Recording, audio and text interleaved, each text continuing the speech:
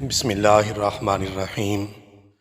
حضرت ابو صالح کہتے ہیں کہ میں نے قبیلہ اسلم کے ایک شخص سے سنا، اس نے کہا کہ میں رسول اللہ صلی اللہ علیہ وآلہ وسلم کے پاس بیٹھا ہوا تھا، اتنے میں آپ کے اصحاب میں سے ایک شخص آیا اور اس نے عرض کی، اللہ کے رسول صلی اللہ علیہ وآلہ وسلم، آج رات مجھے کسی چیز نے کاٹ لیا تو رات بھر نہیں سویا یہاں تک کہ صبح ہو گئی۔ آپ صلی اللہ علیہ وآلہ وسلم نے فرمایا، کس چیز نے کاٹا؟ اس نے عرض کی، بچھو نے۔